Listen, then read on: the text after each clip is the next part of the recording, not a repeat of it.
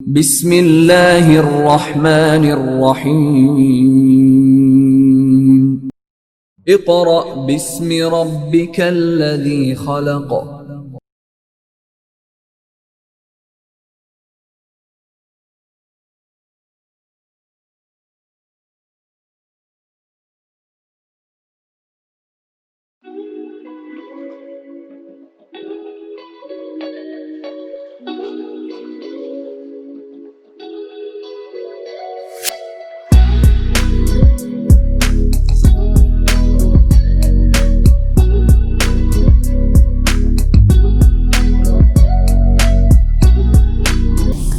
औज़ुबिल्लाहिमिनश्शैतानिर्रजीम बिस्मिल्लाहिर्रहमानिर्रहीम। मोअज़्ज़ज़ वालिदैन और अज़ीज़ तलबा व तालिबात, अस्सलामु अलैकुम। स्टूडेंट्स ऑफ क्लास 6, आज हम उर्दू अलिफ़ का सबक नंबर 13 पढ़ेंगे, जिसका नाम है सफाई और सेहत। क्या नाम है? सफाई और सेहत।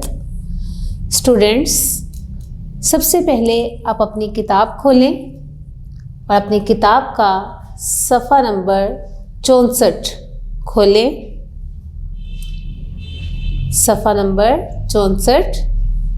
हमारे पहले दिन का काम है पढ़ाई। पहले दिन का काम क्या है? पढ़ाई यानी रीडिंग। हम इस सबक की रीडिंग करेंगे। जी, खोल लिया है स्टूडेंट्स। सफाई और सेहत या सेहत और सफाई एक ही मतलब है इसका आपके, ठीक है। यानी अगर आप सेहतमंद रहना चाहते हैं तो उसके लिए आपको ना सिर्फ अपना आप साफ सुथरा रखना पड़ेगा, बल्कि अपने यानी इर्द गिर्द के माहौल को भी साफ सुथरा रखना पड़ेगा। स्टूडेंट्स, आपकी किताब में सबक का नाम यहाँ गलती से सफाई और सेहत लिखा गया है। जो दुरुस्त जवाब है इस आपका चैप्टर का नाम है वो है सेहत और सफाई। क्या नाम है? सेहत और सफाई, ठीक है। अब इस सबक में हमें सेहतमंद रहने के असूल बताए जा रहे हैं और उसके साथ साथ हमें बताया जा रहा है कि नबी पाक सल्लल्लाहु अलैहि वसल्लम का इरशाद है कि सफाई निस्फ ईमान है। यानी अगर आप अपने आप को साफ सुथरा रखते हैं, अपने घर को साफ सुथरा रखते हैं, तो ये हमारे ईमान का हिस्सा है। जी स्टूडेंट्स, ये कहानी आपकी मुकालमे की सूरत में है। आपको पहले भी बताया गया था, मुकालमे का मतलब है जब दो लोग या दो से ज़्यादा लोग आपस में बातचीत कर रहे हों। तो यहाँ पर एक बातचीत का पूरा उन्होंने जो है वो कहानी को लिखा हुआ है, एक बातचीत की शक्ल में। तो इसे हम मुकालमा कहते हैं, ठीक है। और वो मुकालमा किन के दरमियान हो रहा है? एक टीचर और बाकी स्टूडेंट्स हैं। तो शुरू करें। मिस सादिया के स्कूल में हफ्ते सफाई मनाने का फैसला हुआ। मिस सादिया ने उसमें हिस्सा लेने के लिए तुलबा को आगाह किया। उन्होंने तुलबा से मुखातिब होते हुए कहा, अज़ीज़ तुलबा, हम स्कूल में हफ्ते सफाई मनाएंगे। आज हम इसी सिलसिले में बात करेंगे। अब देखें यहाँ पर बताया है मिस सादिया के स्कूल, यानी मिस सादिया जिस स्कूल में पढ़ाती हैं वहाँ पर हफ्ते सफाई, यानी उन्होंने पूरे हफ्ते में से एक दिन जो है वो सफाई के लिए मुकर्रर किया और उसके बारे स्कूल की तुलबा जो थी उन्हें आगाह किया। तुलबा तालिबात, यानी तालिब इल्म भी थे और तालिबात भी थी उसमें, ठीक है। तो उन सबको मुखातिब करते हुए उन्होंने कहा कि आज हम स्कूल में हफ्ते सफाई मनाएंगे और उसके सिलसिले में बात भी करेंगे कि किस तरह मनाई जाएगी और सफाई का क्या मतलब है। अब उन्होंने कहा है कौन सबसे पहले इस बारे में बात शुरू करेगा, यानी उन्होंने हफ्ते सफाई के बारे आगाह किया और उसके बाद सवाल किया कि सबसे पहले कौन बात शुरू करेगा।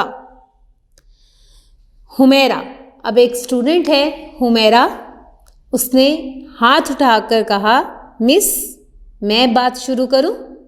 देखें एक डिसिप्लिन की बात है कि जब एक टीचर स्टूडेंट से कोई बात करने लगती है तो स्टूडेंट सबसे पहले उसके जवाब में हाथ उठाता है, इजाज़त लेता है कि मैं बात करूं या ना करूं। तो सबसे पहले तो यहाँ पर अदब सिखाया जा रहा है कि जब टीचर ने सवाल किया है कि कौन इस सिलसिले में बात करेगा, तो एक बच्ची ने हाथ उठाकर इजाज़त ली और जब टीचर ने इजाज़त दी तो उसने कहा क्या मैं बात शुरू करूं, यानी उसने फ़ौरन से कोई सवाल नहीं कर दिया या फ़ौरन से सफाई के बारे में नहीं बताया, बल्कि सबसे पहले इजाज़त ली। और यही आदाब में शामिल है कि जब हम बातचीत करते हैं तो पहले इजाज़त लेते हैं फिर बात करते हैं। तो हुमैरा ने जब हाथ उठाकर मिस से सवाल किया कि मैं बात करूं, तो मिस ने क्या कहा, शाबाश बोलो। हुमैरा, सफाई ईमान का हिस्सा है, कि हुमैरा ने बताया टीचर को कि सफाई ईमान का हिस्सा है, कि अगर हम अपने आप को साफ़ रखते हैं, अपने गली मोहल्लों को साफ़ रखते हैं, अपने घर को साफ़ रखते हैं, अपने कपड़ों को साफ़ रखते हैं, तो ये सब किस चीज़ का हिस्सा है, ईमान का। मिस बहुत अच्छे, यानी मिस ने कहा कि आपने बहुत अच्छी बात की। उसके बाद उन्होंने क्या कहा, सुमेरा आप कुछ कहेंगी, यानी हुमैरा की बात सुनने के बाद उस्तानी ने सुमेरा से पूछा कि क्या आप सफाई के बारे कुछ कहेंगी।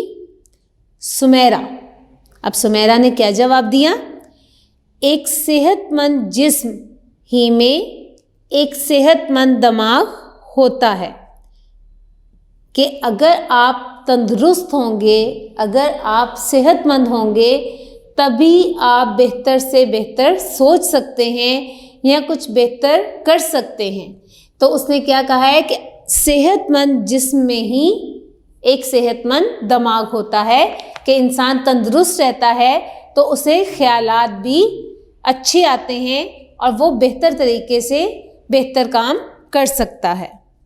मिस, यानी मिस ने अब फिर सवाल किया, खतीजा सेहत और सफाई के बारे में आप क्या कहती हैं।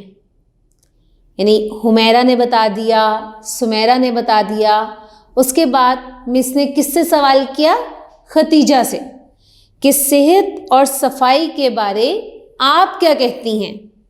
अब खतीजा क्या कह रही हैं, अपने जिस्म और लिबास को साफ रखने से हम सेहतमंद रह सकते हैं। अब देखें कि सेहत और सफाई कैसे मुमकिन है, कि जब हम अपने जिस्म को और अपने लिबास को साफ सुथरा रखेंगे तो हम तंदुरुस्त भी रहेंगे, सेहतमंद भी रहेंगे और बीमार नहीं होंगे। मिस यासीन आप कुछ बोलें। अब देखें ये 1 बाय 1 बच्चियां जो हैं वो सेहत तो सफाई की अहमियत बता रही हैं और मिस मज़ीद बच्चों से सवालात कर रही हैं कि यासीन आप कुछ बोलें। अब यासीन ने क्या कहा? अपने घर, स्कूल और गली मोहल्ले की सफाई का ख्याल रखना हमारा फ़र्ज़ है। कि ज़रूरी नहीं कि सिर्फ जिस्म और लिबास को, बल्कि अपने घर को, अपने स्कूल को, अपनी गली को, अपने मोहल्ले को साफ़ सुथरा रखना हमारा फ़र्ज़ है। जी, अब आगे मिस ने फिर किस बच्ची से पूछा? फ़ातिमा से। मिस ने फ़ातिमा से क्या कहा? गली और मोहल्ले की सफाई का ख्याल कैसे रखा जा सकता है? यानी यासीन ने बताया था कि हमारा फ़र्ज़ है कि हम अपने गली, मोहल्ले, स्कूल और घर को साफ़ सुथरा रखें। तो मिस ने अगली बच्ची से सवाल जो किया वो उसी से रिलेटेड किया कि गली और मोहल्ले की सफाई का ख्याल कैसे रखा जा सकता है। जी स्टूडेंट्स, अब आप अपनी किताब का सफ़ा नंबर 65 देखेंगे, 65 पेज नंबर। जी, अब फ़ातिमा ने उन्हें क्या जवाब दिया? फ़ातिमा ने बताया, घर का कूड़ा करकट गली में ना फेंका जाए। अगर हर घर गली की सफाई का ख्याल रखे तो पूरा मोहल्ला साफ रहेगा। कि अब फ़ातिमा ने कैसे बताया कि हम कैसे गली और मोहल्ले को साफ रख सकते हैं कि जो हमारे घर में कूड़ा करकट है हम उसे कूड़ादान में डालें, उसे गली में ना फेंकें। और अगर हर घर इसी बात पर अमल करे कि कूड़े को गली में ना फेंका जाए बल्कि कूड़ादान में डाला जाए, तो इस तरह पूरी गली बल्कि पूरा मोहल्ला भी साफ सुथरा हो सकता है। अब मिस ने फिर सवाल किया आलम से। आलम से पूछा, जिस्म और लिबास की सफाई से सेहत का क्या ताल्लुक़ है? कि हमारे अगर हम जिस्म को साफ़ रखते हैं, अपने लिबास को साफ़ रखते हैं, तो उसका सेहत से क्या ताल्लुक़ है? तो आलम ने क्या जवाब दिया? हर रोज़ ताज़ा या हल्के गर्म पानी से गुस्ल करने से जिस्म से मैल उतर जाता है। मैल यानी गंदगी। साफ़ जिस्म पर साफ़ लिबास पहनने से हम फ़िज़ा के ख़तरनाक जरासीम से महफूज रहते हैं। यानी इसने क्या बताया कि क्या ताल्लुक़ है सेहत का, कि जब हम हर रोज़ ताज़ा पानी से या हल्के गर्म पानी से गुस्ल करते हैं, नहाते हैं, तो हमारे जिस्म का मैल उतर जाता है। और फिर जब हम साफ़ सुथरा लिबास पहनते हैं तो जो फ़िज़ा में ख़तरनाक जरासीम होते हैं वो साफ़ चीज़ पर नहीं आते। अगर हम गंदे कपड़े पहनेंगे तो जरासीम भी उन गंदे कपड़ों पर आएंगे, उस गंदी जगह पर आएंगे। तो जब हम अपने इर्द गिर्द के माहौल को, अपने जिस्म को साफ़ रखेंगे, अपने लिबास को साफ़ रखेंगे, तो ख़तरनाक जरासीम से महफूज रह सकते हैं। अब मिस ने फिर सवाल किया, किससे किया? मरियम से। मरियम, आप बताएं कि सेहतमंद जिस्म के लिए कैसी खुराक चाहिए, कि हमें कैसी खुराक खानी चाहिए कि हम सेहतमंद रह सकें। तो मरियम ने जवाब दिया, एक मतवाज़न ग़िज़ा ही जिस्म को सेहतमंद रख सकती है। कि अगर हम मतवाज़न ग़िज़ा खाएं तो ही हमारा जिस्म सेहतमंद रह सकता है। अब जब मरियम ने मतवाज़न ग़िज़ा का नाम लिया तो मिस ने सहाब से पूछा कि सहाब, मतवाज़न ग़िज़ा से क्या मुराद है, यानी मतवाज़न ग़िज़ा किसे कहते हैं। साहब ने जवाब दिया, ऐसी ग़िज़ा जिसमें हयातीन सही मिक़दार में शामिल हों, खाना ना ज़्यादा पका हुआ हो और ना ही बहुत कच्चा हो।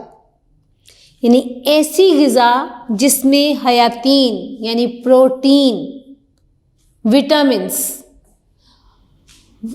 सही मिक़दार में मौजूद हों, और दूसरी बात क्या कि खाना ना तो बहुत ज़्यादा पक जाए, अगर बहुत ज़्यादा खाना पकाया जाए तब भी उसमें से विटामिन्स ख़त्म हो जाते हैं, और अगर कच्चा रह जाए तो भी वो नुकसानदेह है। तो क्या कहा, खाना ना तो ज़्यादा पका हुआ हो और ना ही बहुत कच्चा हो। मिस इकबाल, यानी अब मिस इकबाल से पूछ रही हैं, आप साहब की बात की वजाहत करें कि साहब ने ये जो कहा है कि खाना ना ज़्यादा पका हुआ हो ना कच्चा हो और हयातीन सही मिक़दार में शामिल हों, इसका क्या मतलब है, आप वजाहत करें कि उसने ये बात क्या कही है। तो इकबाल ने कहा, अगर हम खाना ज़्यादा देर तक पकाते हैं तो उसमें मौजूद हयातीन ज़ाया हो जाते हैं, और अगर हम अधगली यानी आधी गली हुई खुराक खाएंगे तो हमारे मैदे को ज़रूरत से ज़्यादा काम करना पड़ेगा, जो कि नुकसानदेह बात है। यानी अब कैसे उसने वजाहत की कि अगर ज़्यादा पक जाए खाना तो हयातीन ज़ाया हो जाते हैं, और अगर कच्चा रह जाए, अधगली खुराक यानी ऐसी खुराक जो कि पूरी तरह गली ना हो, कच्ची हो, तो अगर हम कच्चा खाना खाएंगे तो फिर हमारे मैदे को वो खाना हज़म करने में ज़्यादा तवानाई की ज़रूरत होगी, ज़्यादा मेहनत करनी पड़ेगी, ज़्यादा काम करना पड़ेगा, जिससे मैदा जो है वो डिस्टर्ब हो जाता है और सही तरीके से काम नहीं कर पाता, तो फिर ये नुकसानदेह बात होती है। इसलिए हमें मुनासिब खुराक खानी चाहिए। अब मिस ने अख्तर से पूछा, इस बारे में आप और कुछ कह सकते हैं कि ये जो मतवाज़न ग़िज़ा के बारे बात हो रही है, इसके बारे आप और कुछ कह सकते हैं, क्या कोई और बात है? तो अख्तर ने कहा, कच्चे या बहुत ज़्यादा पके हुए फल भी नुकसान देते हैं। कि उसने कहा कि जिस तरह हमें ज़्यादा गली हुई यानी ज़्यादा नहीं पकाना चाहिए खाने को, या कच्चा सालन नहीं खाना चाहिए, तो इसी तरह अख्तर ने कहा कि हमें कच्चे फल और बहुत ज़्यादा पके हुए जो कि जब फल ज़्यादा पकता है तो वो गल जाता है अंदर से, तो ज़्यादा पके हुए और बिल्कुल कच्चे फल जो हैं वो भी हमें नहीं खाने चाहिए, क्योंकि वो नुकसानदेह होते हैं।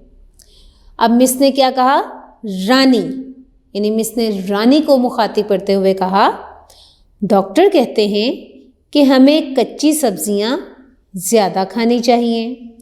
अगर कच्चे फल नुकसानदेह हैं तो कच्ची सब्जियां क्यों नहीं? यानी अब टीचर ने रानी से, जो कि एक स्टूडेंट है, उससे पहले एक बात बताई और फिर सवाल भी किया। अब बात क्या बताई कि डॉक्टर कहते हैं कि हमें कच्ची सब्जियां ज़्यादा खानी चाहिए, कि ऐसी सब्ज़ी जो कि कच्ची खाई जा सकती है वो हमें ज़्यादा से ज़्यादा लेनी चाहिए। लेकिन अगर कच्चे फल नुकसानदेह हैं तो कच्ची सब्जियां क्यों नहीं नुकसानदेह? वो भी तो फिर नुकसानदेह है ना। तो रानी ने क्या जवाब दिया, कच्ची सब्जियों से मुराद सलाद है। यानी यहाँ पर कच्ची सब्जियाँ ये नहीं कि आप कच्ची भिंडियाँ खा रहे हैं, आप कच्चे जो हैं वो दूसरे फल, ये बैंगन खा रहे हैं, करेले खा रहे हैं, ये कितनी सब्जियाँ हैं। कच्ची सब्जियां खाने से मुराद ये नहीं है कि आपने वो सब्जियां खानी हैं, बल्कि यहाँ जो डॉक्टर कच्ची सब्जियां खाने को कह रहे हैं उससे मुराद सलाद है, जिसमें गाजर, मूली और चुकंदर वगैरह शामिल हैं। और क्यों खाने को कहा गया है कि उनके खाने से दांत मजबूत होते हैं और मैदे की सफाई होती है, हमारा जिगर भी ज़्यादा खून बनाता है। तो कच्ची सब्जियां मूली, गाजर और चुकंदर है जो कि कच्ची खाई जा सकती हैं। तो और उन्हें कच्ची खाने का ज़्यादा फ़ायदा है कि हमारे मैदे की सफाई होती है और हमारा जिगर भी ज़्यादा खून बनाता है। अब मिस ने आमना से पूछा, आमना, दांतों की सफाई के कौन से तरीके हैं कि हमें दांतों की सफाई कैसे रखनी चाहिए? तो आमना ने कहा, बेहतरीन तरीका ताज़ा मसवाक है। ये सुन्नत रसूल सल्लल्लाहु अलैहि वसल्लम है। यानी अब आमना ने बताया कि दांत साफ़ करने के लिए जो बेहतरीन ब्रश है वो क्या है? मसवाक। और मसवाक जो है वो सुन्नत रसूल सल्लल्लाहु अलैहि वसल्लम भी है। हम मंजन भी इस्तेमाल कर सकते हैं, टूथपेस्ट भी इस्तेमाल कर सकते हैं, लेकिन अगर हम मसवाक का इस्तेमाल करें तो वो ज़्यादा बेहतर है। मंजन और टूथपेस्ट से भी दांत साफ़ हो सकते हैं, यानी हम मंजन भी इस्तेमाल कर सकते हैं, टूथपेस्ट भी इस्तेमाल कर सकते हैं और मसवाक भी इस्तेमाल कर सकते हैं। अब मिस ने हाजरा से पूछा, हाजरा, साफ दांतों का क्या फ़ायदा है? मिस ने हाजरा से क्या पूछा?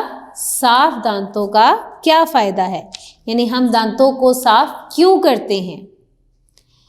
जी स्टूडेंट्स, अपनी किताब का सफ़ा नंबर 66 खोलें।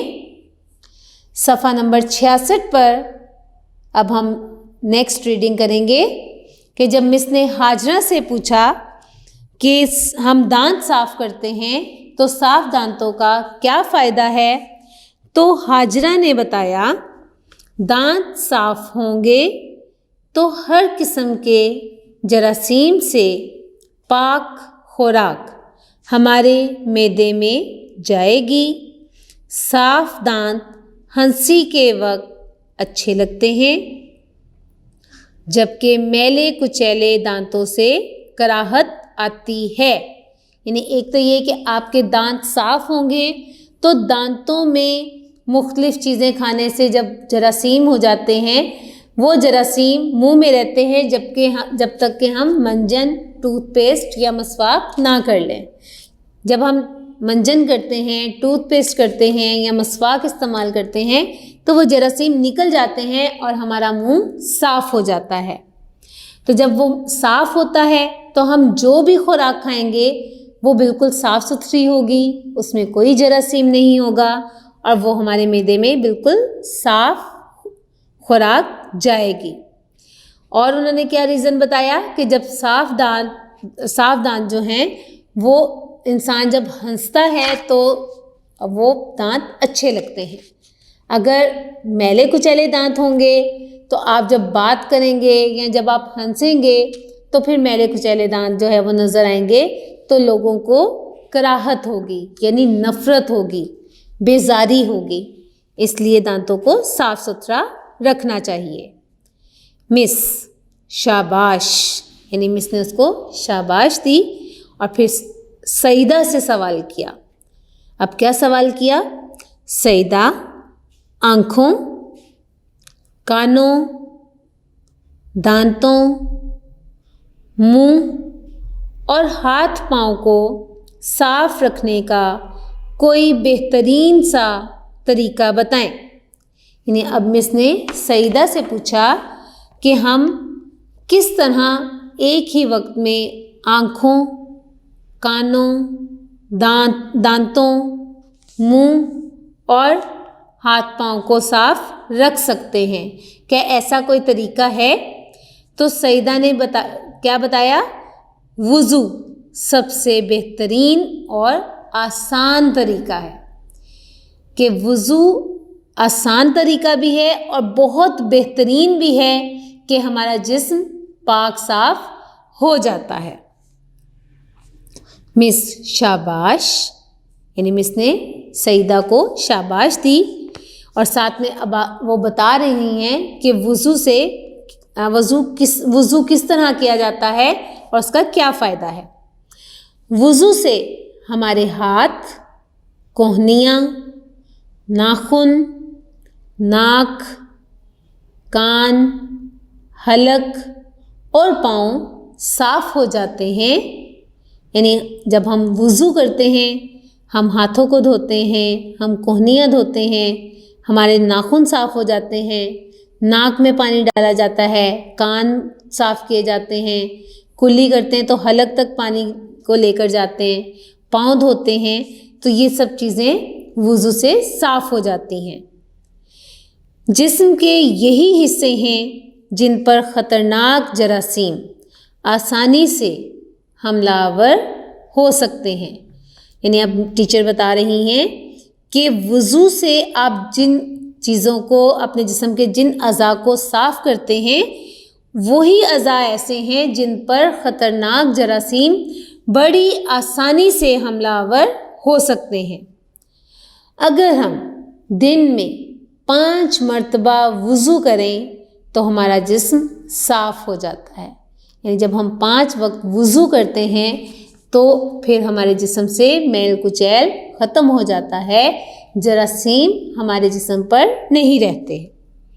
सफाई के बारे में हमारे प्यारे नबी हज़रत मोहम्मद सल्लल्लाहु अलैहि वसल्लम ने बहुत ताकीद की है, बहुत ज़्यादा, यानी बार बार कहा है कि सफाई को अपनाओ, सफाई का ख्याल रखो, यानी अपने आप को साफ़ सुथरा रखो, अपने इर्द गिर्द के माहौल को साफ़ सुथरा रखो। आप सल्लल्लाहु अलैहि वसल्लम का फरमान है, यानी अब नबी पाक सल्लल्लाहु अलैहि वसल्लम का फरमान लिखा हुआ है, अत्तहूरु शत्रुल ईमान। क्या है? अत्तहूरु शत्रुल ईमान। अत्तहूरु सफाई और पाकीज़गी, शत्रु हिस्सा है ईमान का।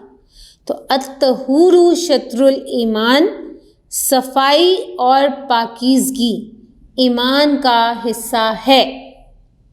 ठीक है। अब टीचर कह रही हैं, मुझे यकीन है कि आप लोग ना सिर्फ खुद अपनी सफाई और सेहत का ख्याल रखेंगे, बल्कि अपने माहौल और मोहल्ले को भी साफ़ सुथरा रखने में अपना हिस्सा डालेंगे। ज़िम्मेदार शहरी होते हुए अपने मुल्क और कौम की भलाई और फ़ायदे के लिए काम करना हम सबका फ़र्ज़ है। यानी अब टीचर ने उन्हें बताया है कि मैं उम्मीद करती हूँ कि आपको समझ आ गई होगी कि हमें किस तरह अपने आप को साफ़ सुथरा रखना चाहिए, हमें सफाई और अपनी सेहत का भी ख्याल रखना चाहिए और अपने साथ साथ हमें अपने माहौल और गली मोहल्ले को भी साफ़ सुथरा रखना चाहिए। अगर हम ज़िम्मेदार शहरी होने का सबूत देंगे तो इससे हमारी भी भलाई होगी और मुल्क व कौम की भी भलाई होगी और ये फ़ायदे की बात होगी जो कि हम सब पर फ़र्ज़ है। तो स्टूडेंट्स, ये आपकी रीडिंग मुकम्मल होगी और उसके साथ ही पहले दिन का काम मुकम्मल हो गया।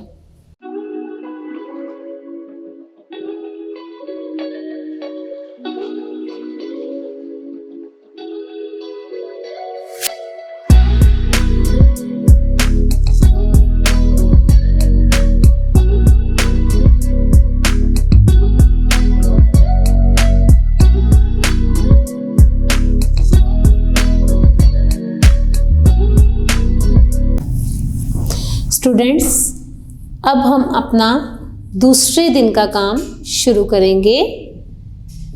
दूसरे दिन के काम में हमने करने हैं अल्फाज मायने। क्या करने हैं? अल्फाज मायने। आप अपनी किताब का सफ़ा नंबर 140 खोलें। सफ़ा नंबर 140। जी स्टूडेंट्स, खोल लिया। हमारे अल्फाज मायने हैं, तवज्जो से सुनिएगा। आगाह करना। आगाह करना के मायने हैं मतला करना या बताना। ठीक है। नेक्स्ट है ताकीद करना। ताकीद करना के मायने हैं बार बार कहना, इसरार करना। ताकीद करना के क्या मायने हैं? बार बार कहना, इसरार करना। नेक्स्ट है हयातीन। हयातीन के मायने हैं ग़िज़ा के अज्जा, विटामिन्स का उर्दू तर्जमा। यानी हयातीन को इंग्लिश में क्या कहते हैं? विटामिन्स। तो विटामिन्स को हम उर्दू में विटामिन ही बोलते हैं, लेकिन सही जो इसका तर्जुमा है वो क्या है? हयातीन। नेक्स्ट वर्ड है कराहत। कराहत के मायने हैं नफ़रत या बेजारी। कराहत के क्या मायने हैं? नफ़रत या बेजारी। नेक्स्ट है मुखातिब। मुखातिब के मायने हैं बात करने वाला। मुखातिब के क्या मायने हैं? बात करने वाला। जी स्टूडेंट्स, ये आपके किताब में 5 अल्फाज मायने थे। नंबर 6 पर है रोशनास। रोशनास के मायने हैं जाना पहचाना। रोशनास के क्या मायने हैं? जाना पहचाना। नेक्स्ट है भलाई। भलाई के मायने हैं बेहतरी। भलाई के क्या मायने हैं? बेहतरी। नेक्स्ट आपका वर्ड है हिफ्ज़ाने सेहत। नेक्स्ट वर्ड क्या है? हिफ्ज़ाने सेहत। सेहत की हिफाजत। हिफ्ज़ाने सेहत के क्या मायने हैं? सेहत की हिफाजत। स्टूडेंट्स, ये आपके अल्फाज मायने मुकम्मल हो गए। अब आप अपनी किताब का सफ़ा नंबर 66 देखेंगे। हमारा पहला सवाल है सवालात के मुख्तसर जवाबात दें। पहला सवाल क्या है? सवालात के मुख्तसर जवाबात दें। अलिफ यानी पहला क्या है हमारा सवाल? मुकालमा, सेहत और सफाई में कौन कौन से किरदार शामिल हैं? कि जो हमने अभी मुकालमा पढ़ा है, सेहत और सफाई, उसमें कौन कौन से किरदार शामिल हैं, यानी किस किस ने बातचीत में हिस्सा लिया। तो आप क्या जवाब लिखेंगे? मुकालमा, सेहत व सफाई में दर्ज झैल किरदार शामिल हैं। सबसे पहले मिस सादिया, फिर हुमैरा, सुमैरा, खतीजा, आमना, यासीन, फातिमा, आलम, मरियम, इकबाल, अख्तर, रानी,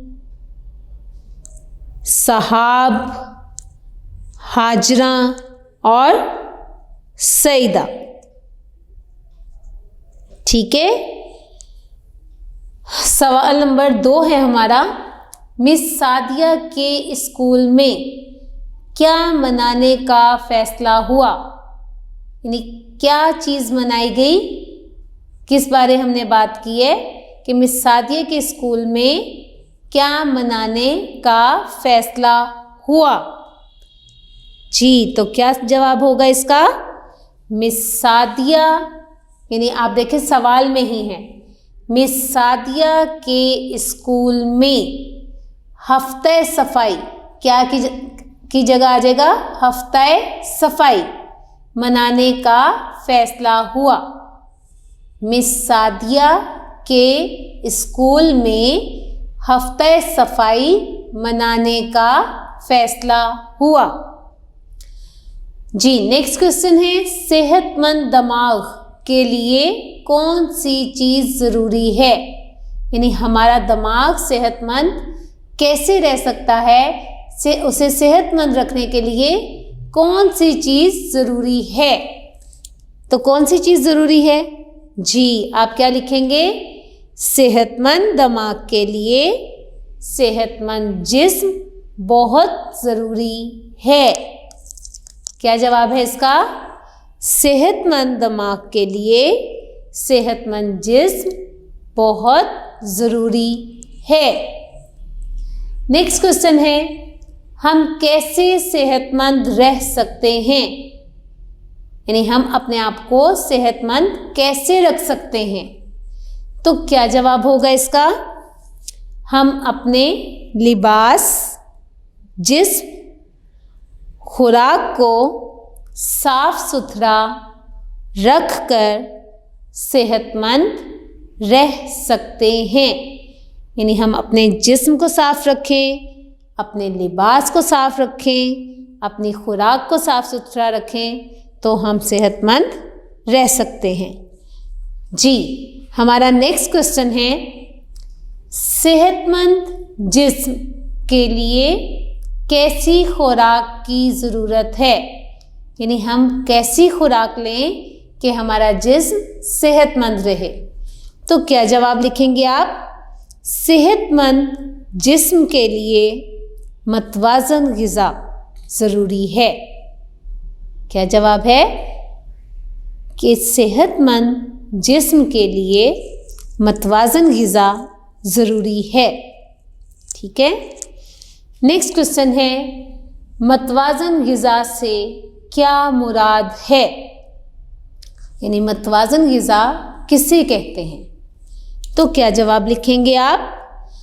ऐसी ग़िज़ा जिसमें हयातीन सही मिक़दार में शामिल हों, खाना ना ज़्यादा पका हुआ और ना ज़्यादा कच्चा हो, मतवाज़न ग़िज़ा कहलाती है। ठीक है जी, नेक्स्ट क्वेश्चन है, दांत साफ करने का मसनून तरीका क्या है? यानी जो तरीका हमें बताया गया है वो क्या है, हम किस तरह से दांत साफ कर सकते हैं? तो मसनून तरीका यानी ऐसा तरीका जो कि अल्लाह ताला को भी पसंद है और नबी पाक सल्लल्लाहु अलैहि वसल्लम की सुन्नत भी है। तो कौन सा तरीका है दांत साफ करने का?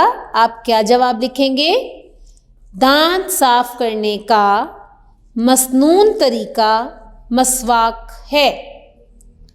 दांत साफ करने का मसनून तरीका मसवाक है।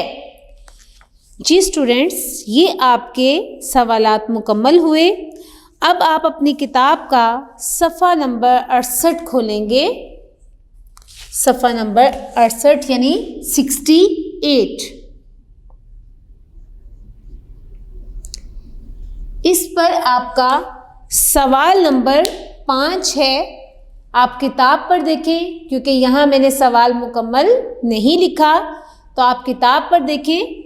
सबक में रसूल पाक सल्लल्लाहु अलैहि वसल्लम की एक हदीस बयान की गई है।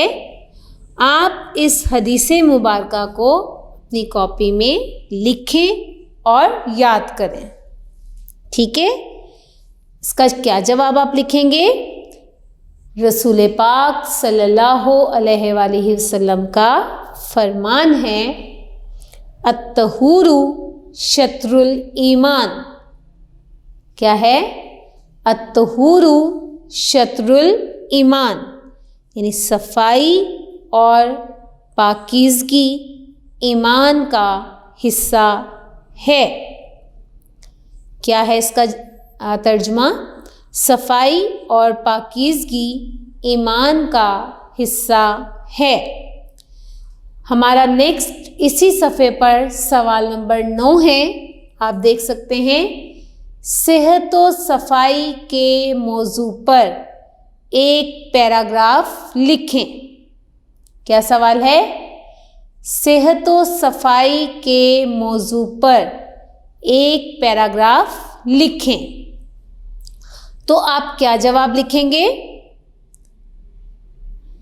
हजूर सल्लल्लाहु अलैहि वसल्लम का इरशाद है, सफाई निस्फ ईमान है। जो लोग सफाई का ख्याल नहीं रखते वो काहिल, सुस्त और नाकारा हो जाते हैं। एक सेहतमंद जिस्म में ही एक सेहतमंद दिमाग होता है।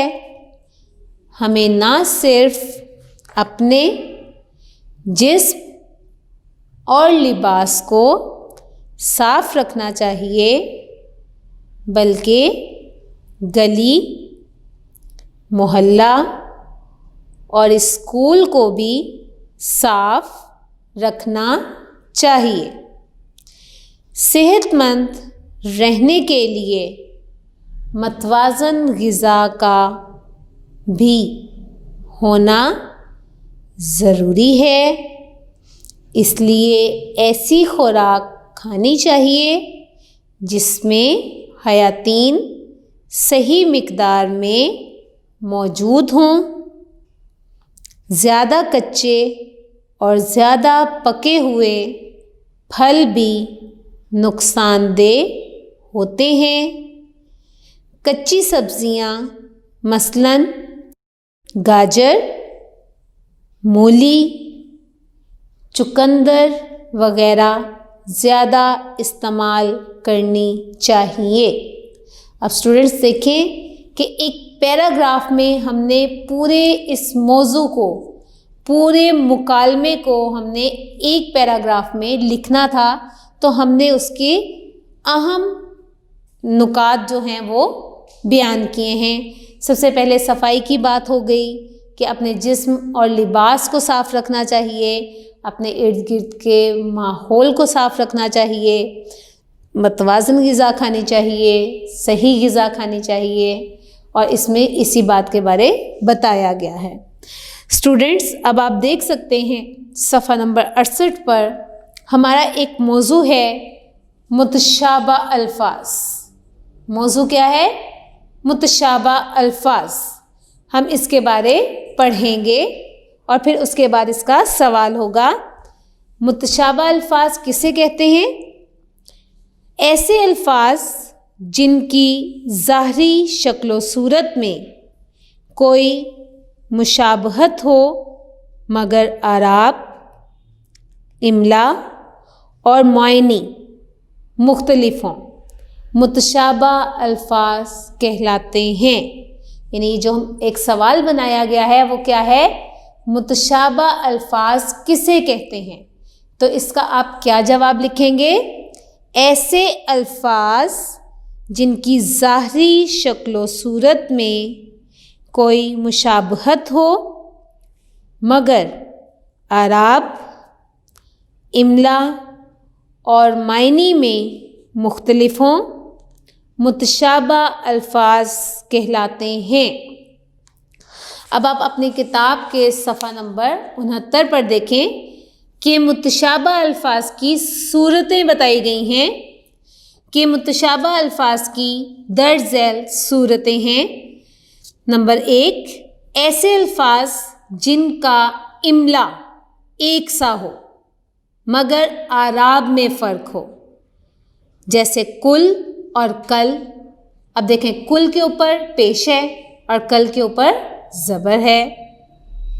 देर दीर और देर, ठीक है, दाल के नीचे जेर है तो दीर और दाल के ऊपर ज़बर है तो देर, बाकी लिखने में वो लफ्ज़ एक जैसे हैं। गिल, गुल, हिल, हल। तो आप देख सकते हैं सिर्फ आराब की फ़र्क से लफ्ज़ मुख्तलिफ हो जाता है, बाकी लिखने में इमला बिल्कुल एक जैसा है। दूसरे नंबर पर है ऐसे अल्फाज जिनकी आवाज़ एक सी हो मगर उनके इमला में फ़र्क हो, यानी जब हम बोलें तो वो एक जैसे हों लेकिन इमला में जो है वो थोड़ा सा फ़र्क होता है। जैसे कि अब क्या है, हामी और हामी। अब देखिए हामी, हामी बोलने में एक जैसा है, इसमें कोई फ़र्क नहीं है, लेकिन जब हम इसे लिखेंगे तो एक हामी हम इस तरह से लिखेंगे और दूसरा कैसे है, इस वाले हे से। अब ये बोलने में एक जैसे है लेकिन इनका इमला मुख्तलिफ है और इसी तरह से इनका मायने भी मुख्तलिफ हो जाते हैं। जैसे एक लफ्ज़ और यहाँ लिखा हुआ है ताक और ताक। नेक्स्ट है रोज़ा। अब ये वो रोज़ा है जो हम रखते हैं और एक है रोज़ा, जिसे हम रोज़ा रसूल सल्लल्लाहु अलैहि वसल्लम भी कहते हैं। नेक्स्ट है आम, कहते हैं ना आम सी बात, और एक है आम खाने वाला। नेक्स्ट है हाल, यानी एक बड़ा कमरा, और एक है हाल, यानी ये एक ज़माने को जाहिर करता है। तो इस तरह आप देख सकते हैं कि ये लफ्ज़ बोलने में एक जैसे हैं लेकिन इनकी इमला जो है वो मुख्तलिफ है, तो ये भी मुतशाबा अल्फाज कहलाते हैं। जी स्टूडेंट, समझ आ गया? ये आपका दूसरे दिन का काम मुकम्मल हो गया।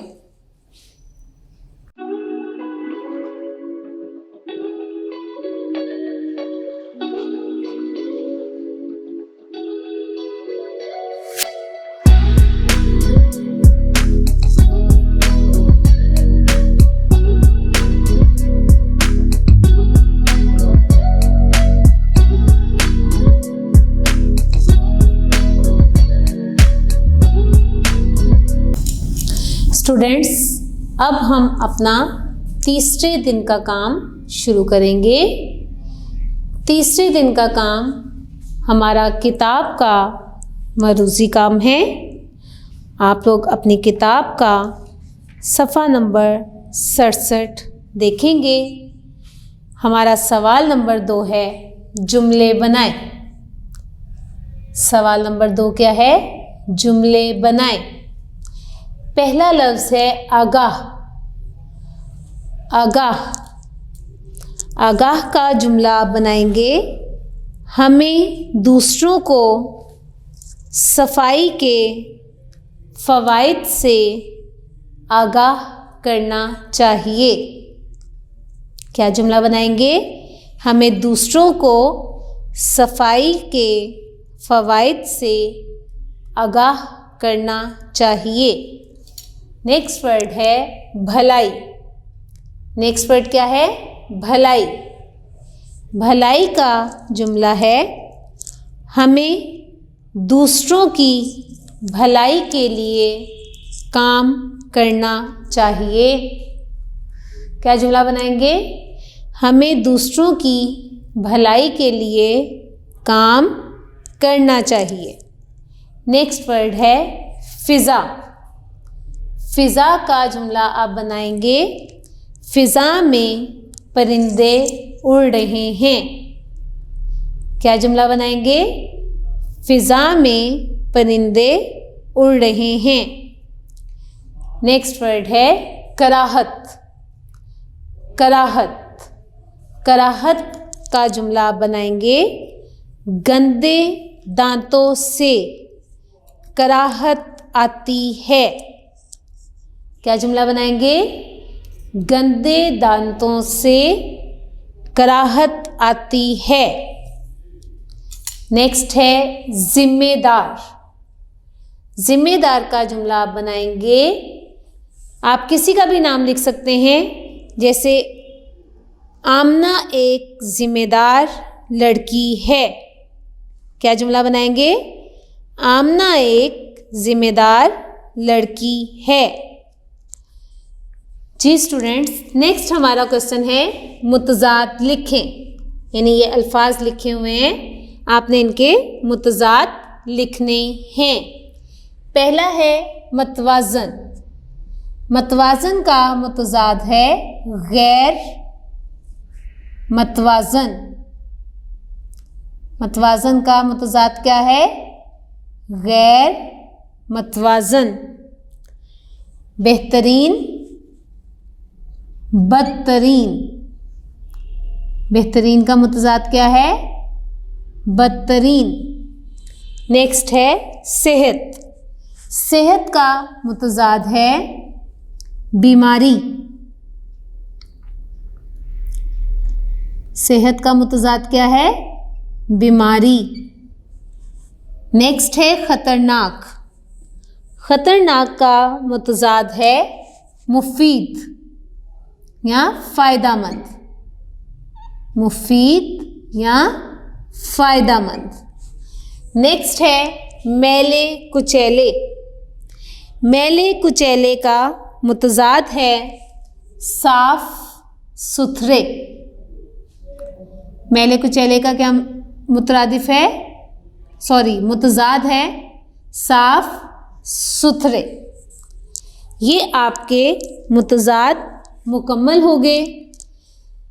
सवाल नंबर 4 है आपका, दुरुस्त जवाब की निशानदेही गुड से करें या टिक से करें। क्या सवाल है? दुरुस्त जवाब की निशानदेही टिक से करें।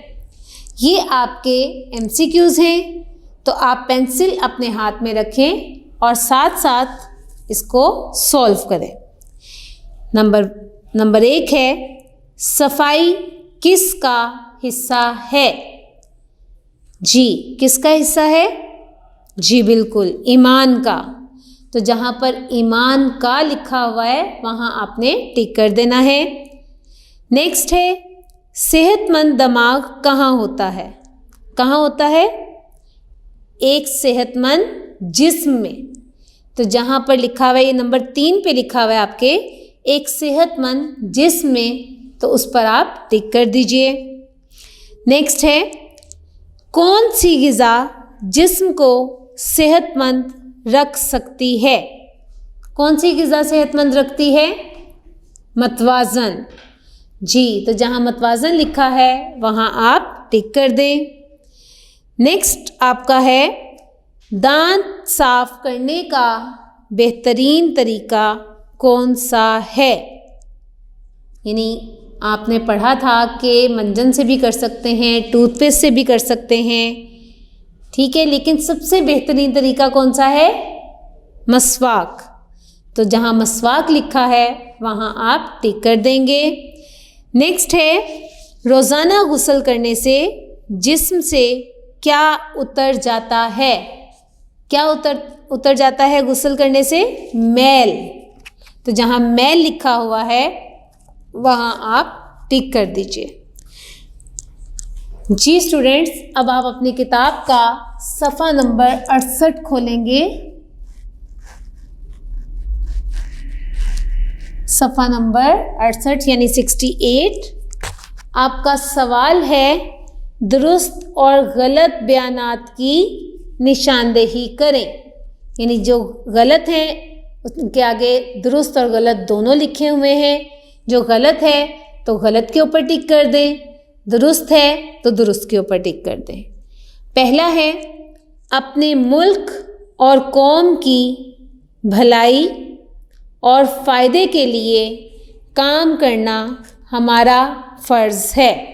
जी बिल्कुल, हमारा फ़र्ज़ है, तो इसको आप टिक कर दीजिए। सलाद खाने से हमारा दिल ज़्यादा खून बनाता है। हमारा दिल खून बनाता है? बिल्कुल नहीं, हमारा जिगर खून बनाता है। तो इसका मतलब क्या है कि ये गलत है, ये गलत है। सफाई और पाकीज़गी दीन का हिस्सा है। दीन का हिस्सा है? नहीं, ईमान का हिस्सा है। तो इसका मतलब क्या है कि ये भी हमारा गलत है। नेक्स्ट है आपका, खाना ज़्यादा पकाने से हयातीन ज़ाया हो जाते हैं। जी बिल्कुल, अगर हम खाने को ज़्यादा पकाते हैं तो उसमें मौजूद हयातीन यानी विटामिन्स ज़ाया हो जाते हैं। ठीक है, यह आपके दुरुस्त और गलत बयानात भी मुकम्मल हो गए। नेक्स्ट हमारा क्वेश्चन है आराब लगाएं। नेक्स्ट क्वेश्चन क्या है? आराब लगाएं। हमारा पहला वर्ड है वुज़ू। तो वाव के ऊपर पेश, ज़्वाद के ऊपर पेश और वाव के ऊपर जज़्म, तो वुज़ू। नेक्स्ट है नाखुन। नून के ऊपर ज़बर, खे के ऊपर पेश, नून के ऊपर जज़्म, नाखुन। नेक्स्ट वर्ड है ताकीद। ते के ऊपर ज़बर, काफ के नीचे ज़ेर, ये के ऊपर जज़्म और दाल के ऊपर भी जज़्म। तो क्या है? ताकीद। क्या वर्ड है? ताकीद। नेक्स्ट है लिबास। लाम के नीचे ज़ेर, बे के ऊपर ज़बर और सीन के ऊपर जज़्म, लिबास। वुज़ू, नाखुन, ताकीद और लिबास। ठीक है, अब नेक्स्ट आप अपना सवाल देखें। नेक्स्ट हमारा सवाल है कॉलम मिलाएं। अब स्टूडेंट्स, इसमें लिखा गया है कि कॉलम अलिफ में दिए गए अल्फाज को कॉलम बे के मुतलका अल्फाज से मिलाएं। ठीक है, तो पहला हमारा कॉलम अलिफ का पहला लफ्ज़ है पानी। तो पानी का मुतलका लफ्ज़ क्या है? वुज़ू। तो पानी को हम वुज़ू से मिला देंगे। ठीक है, मतवाज़न। मतवाज़न क्या होती है? खुराक। तो मतवाज़न को हम खुराक से मिला देंगे। नेक्स्ट है कच्ची। कच्ची सब्जियां, तो कच्ची को हम सब्जियां से मिला देंगे। उसके बाद है मसवाक। मसवाक क्या है? सुन्नत रसूल सल्लल्लाहु अलैहि वसल्लम है, तो मसवाक को हम सुन्नत से मिला देंगे। और ख़तरनाक, ख़तरनाक क्या होते हैं? जरासीम। तो ख़तरनाक को हम जरासीम से मिला देंगे। ठीक है स्टूडेंट्स, ये आपका तीसरे दिन का काम मुकम्मल हो गया। इसके साथ ही आपका सबक नंबर 13 सेहत और सफाई मुकम्मल हो गया है। मैं उम्मीद करती हूँ कि ये सबक अब आपको समझने में आसानी होगी। अगर कोई मुश्किल पेश आती है तो वीडियो को रिवाइंड करें, बार बार सुनें, समझें और फिर याद करें। अपना बहुत ख्याल रखिएगा। अल्लाह हाफ़िज़।